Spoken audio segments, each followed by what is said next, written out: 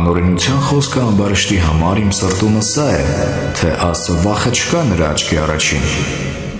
որովհետև քաղցր է թվում նա իր աչքումը, որ իր անօրենությունը գտնե և ատելություն գործե։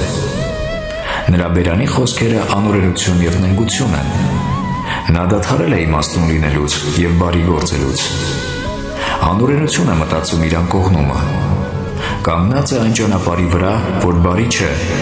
և չար գործելուցը չէ զզվում։ Տեր, քո ողորմությունը երկնքումն է, և քո ճշմարտությունը հասնում է մինչև ամպերը։ Քո արդարությունը ինչպես Աստծո սարերն է, և քո իրավունքը ինչպես մեծ անդունդ։ Դու ես փրկում մարդկանց և անասուններին, Տեր։ Ինչ պատվական է քո ողորմությունը, ով Աստված,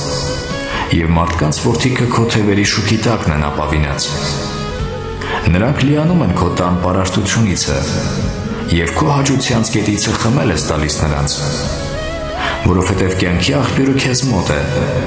և քո լույսովն ենք տեսնում լույս։ Շարունակիր քո ողորմությունը քեզ ճանաչողների վրա, և քո արդարությունը սրտով ուղիղների վրա։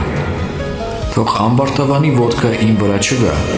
և ամբարիշտի ձեռքն ինձ չշարժե տեղիցս։ Այնտեղ վայր կընկնեն անօրենություն գործողները, դեն կգցվին և էլ չեն կարողանալ վեր կենալ։